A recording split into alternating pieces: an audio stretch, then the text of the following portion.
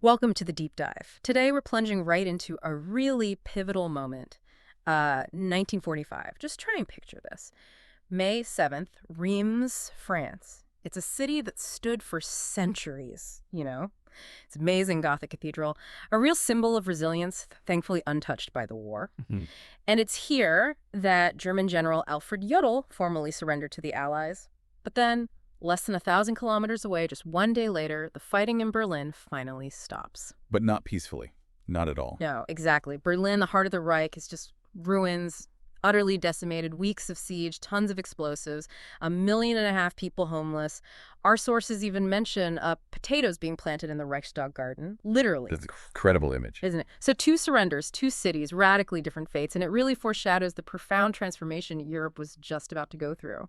And that difference, that stark contrast, it wasn't just chance. It was a direct result of agreements made by the victorious powers during the war. Mhm. You have the U.S., U.K., France, the Soviet Union, all players. Right. But it became clear pretty quickly that only two really held the ultimate power. The United States, representing, a liberal, capitalist, democratic model, and the Soviet Union, a dictatorial, centrally planned state. And the UK and France. Well, despite their history, they were effectively, sort of, reduced to middle powers. And what's crucial here, as our author notes, is to call the Soviet Union and its satellites state socialist, not really communist. Why that distinction? His argument is that none of these states ever actually achieved what you could properly call a communist society in practice. Yeah. So what we saw was the birth of a fundamentally bipolar world. Absolutely. And that's our mission in this deep dive, to unpack that huge whirlwind transformation of Central and Eastern Europe between, say, 1944 and 1949. A very short, intense period. Exactly. And we're going to really zero in on Romania's unique journey through this, and specifically the experience of its Hungarian minority. Understanding these, 5 turbulent years isn't just history for history's sake. It's genuinely a shortcut to grasping the deep roots of modern Europe, its divisions, its identities. Get ready. It's a fascinating, turbulent story. Really is. So the ink was barely dry on those surrender documents, and the relationship between the two new superpowers, the U.S. and the Soviet Union, started to fray. Fast.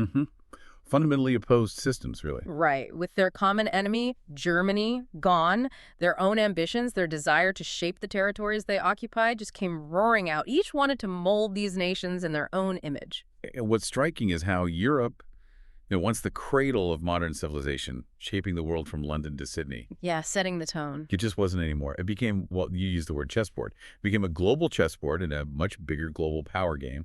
That physical division mirroring the ideology. It's powerful. And it started almost immediately, didn't it? Germany carved up. Right. Occupation zones. Yeah. American, British, French in the West, Soviet in the East. Berlin itself partitioned. Austria and Vienna faced similar divisions too. They were initially seen as sort of a German state by the victors. And straight away, rebuilding started. Straight away, rebuilding economies, reorganizing political life, but crucially, doing it according to their own distinct ideological blueprints, each side pushing its own model. Which makes you wonder, how did the Soviet Union manage to become so dominant in Central and Eastern Europe so quickly, especially given how weakened it must have been after the war? Well, that's a great question, and to answer it, we need to rewind a bit to the period just after World War I. The new states in Central and Eastern Europe were, frankly, fragile. How so? They mostly lacked homogenous populations, they were deeply afraid of communism, and they deeply distrusted each other. That combination meant military weakness, no real regional cooperation. So they looked outward for alliances. Exactly. Yeah. Futile attempts, really. Poland, Czechoslovakia, Romania, Yugoslavia looked to France, but France itself was showing signs of weakness. Yeah. Then you had Italy, Hungary, Bulgaria looking towards Hitler's Germany for their own revisionist ambitions. A dangerous game. Very. Yeah. By 1945, the situation was stark. There were no European powers left strong enough to block Soviet expansion. Germany's military, which historically often checked Russian expansion, was gone. And the U.S., initially, they were focused on bringing troops home. They were slow to react to what was happening in Eastern Europe. Okay, so let's unpack this. Given that power vacuum and the region's weakness, how did Stalin actually move in? Was it just an immediate military takeover or more strategic? It was incredibly strategic, very calculated. Stalin didn't just roll in tanks everywhere immediately for a full communist takeover. Remember, his western territories were devastated, huge military losses, and his economy still needed U.S. supplies. Plus, no nuclear weapons yet. Right. So a different approach. Yes, a calculated multi-stage strategy, often, as our source puts it, racked in a democratic popular will. But Moscow was pulling the strings, directing every major step. Okay, stage one. Stage 1, usually 1945.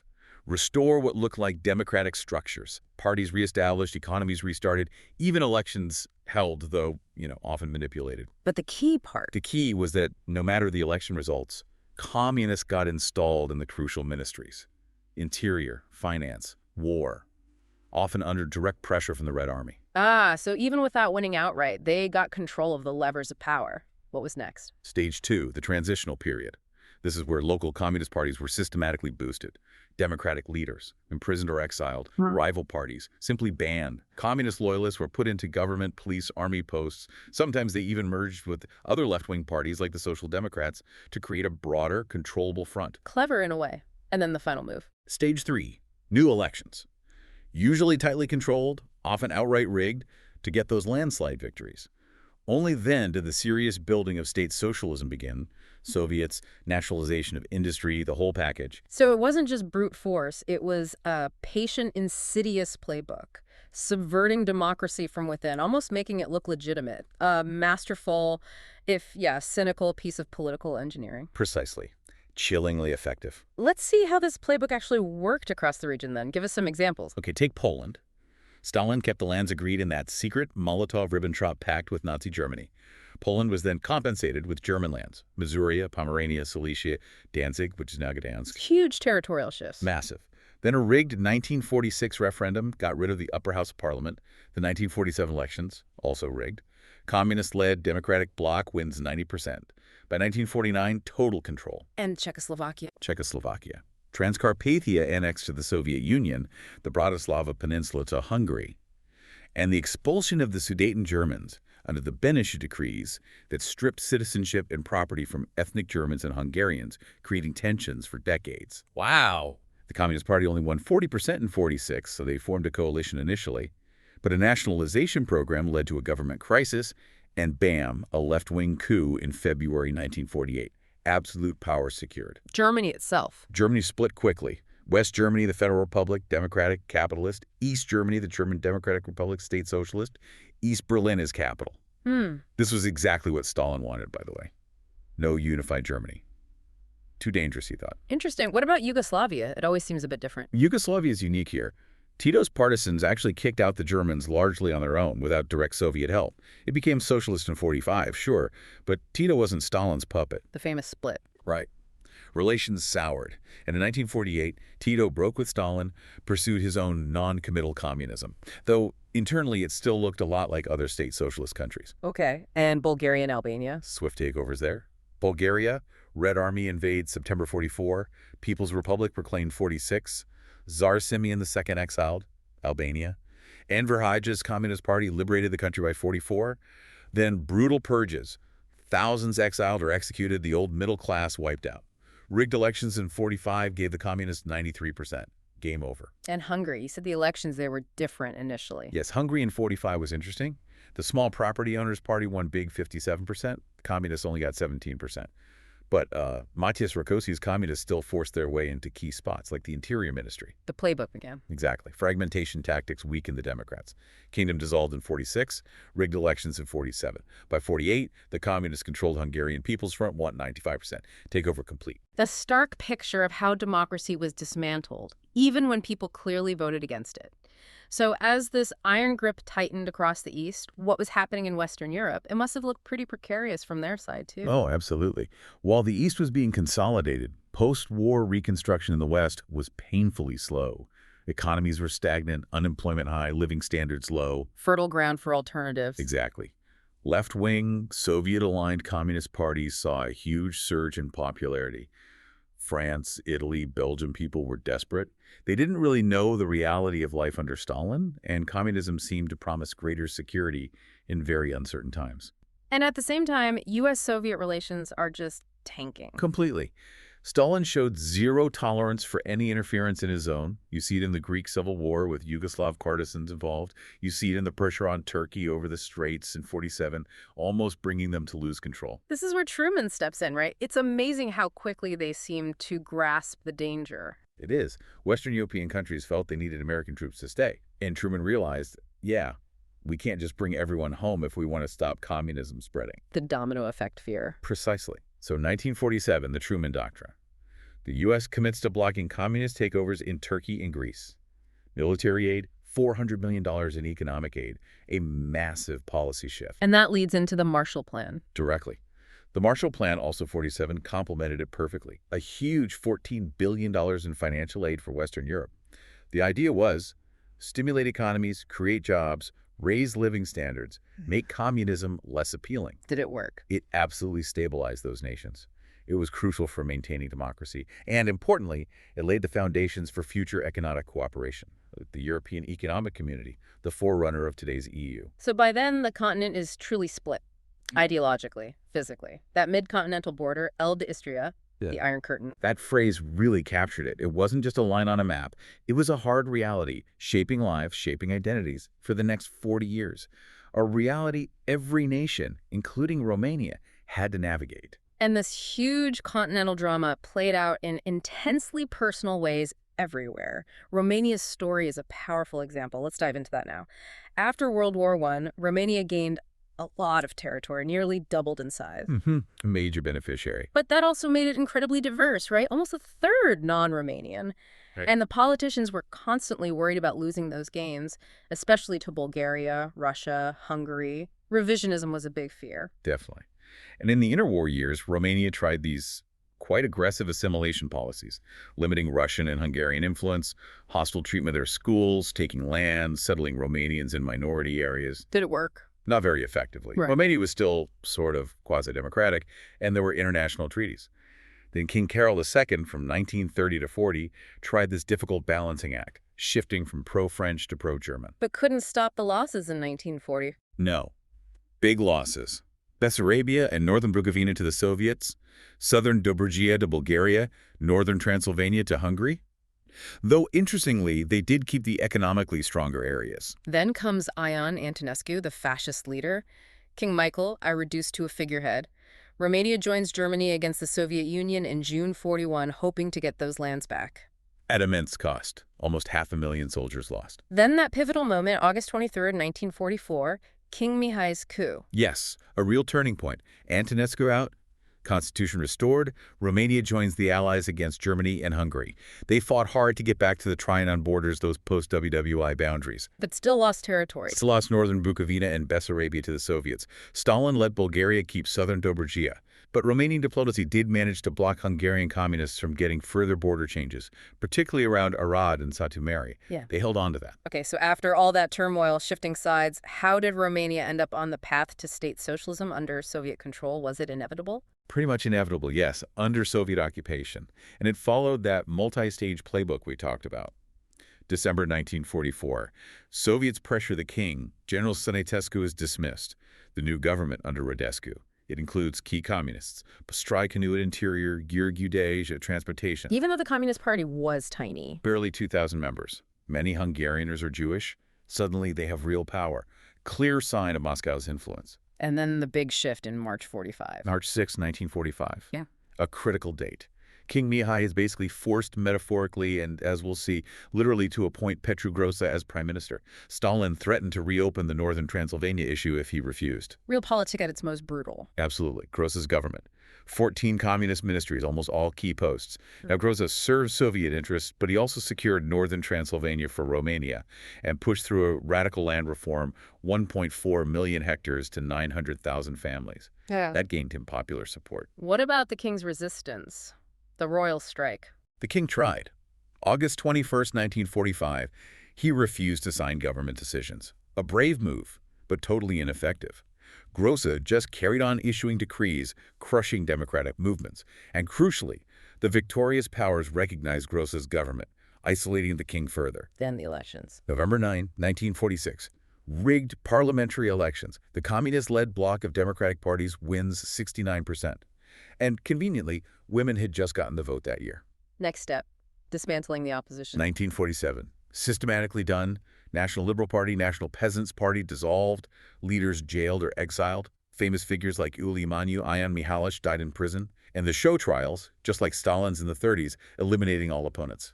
A truly chilling period. And the final act for the king? The final, really grim act. December 30, 1947. King Mihai is lured back to Bucharest. He's blackmailed.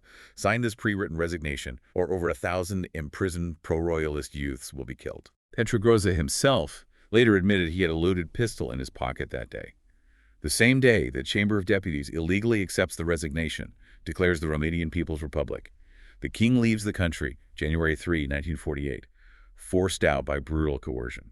So the monarchy gone, what followed immediately? Well, 1948, 1949, Romania was briefly in a kind of legal limbo until April 48.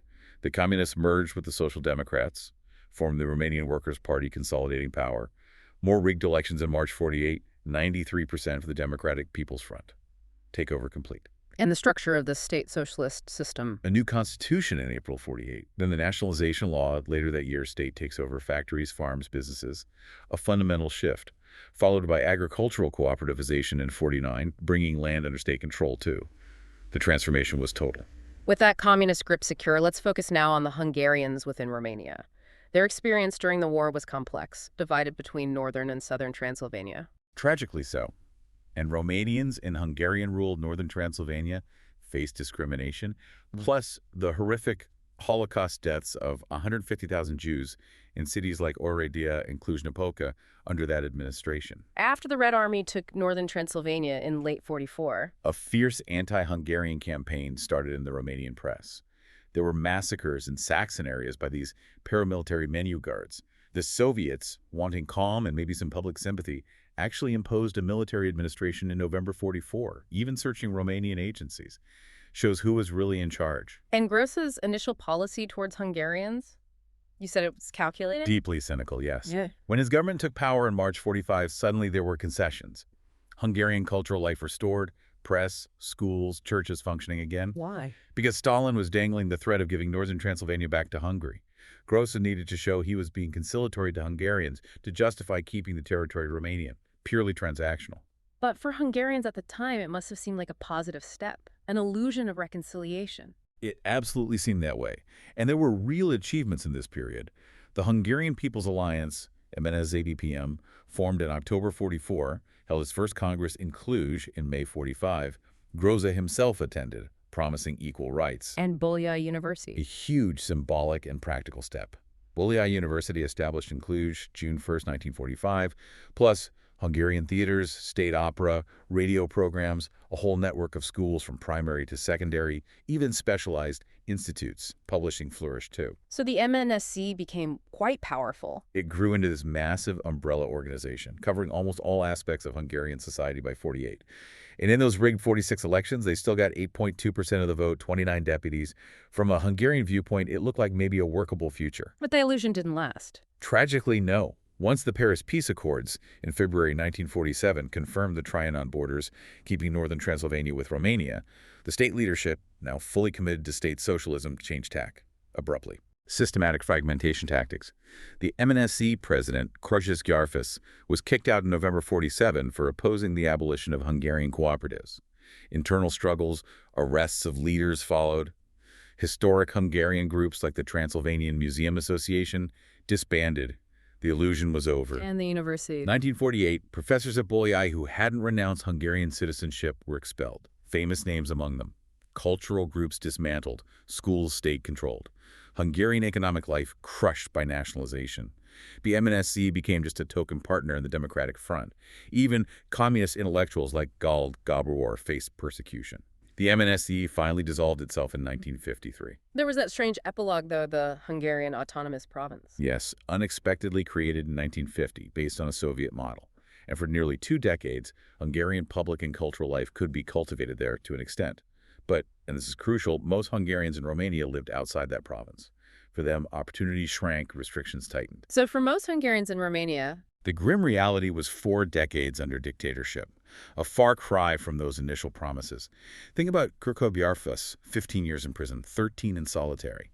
He was rehabilitated later, But the cost, his story and the whole Hungarian experience just shows the crushing of hope under that totalitarian regime. What an incredible and often brutal transformation of Europe, all compressed into just those few years, 1944 to 1949. You really see that ideological clash of the emerging bipolar world driving everything. The Soviet multi-stage takeover playbook, chillingly effective. Right, that calculated subversion of democracy. And then the West's strategic response, the Truman Doctrine, the Marshall Plan, literally setting the stage for today's European Union. And Romania's journey really brings it all into focus, doesn't it? From that complex multi-ethnic kingdom to a state socialist republic under Soviet sway, it hit everyone hard, but especially minorities like the Hungarians. Fleeting hopes, then harsh realities. So as we wrap up, just think about how those few turbulent years marked by surrenders, power plays, deeply personal hopes and disillusionments really laid the foundation for the Europe we see today. Its borders, its alliances, its identities. What enduring lessons can we maybe draw from such a rapid, fundamental reshaping of a continent, especially about the fragility of democracy and the sheer power and ideology? Something to think about.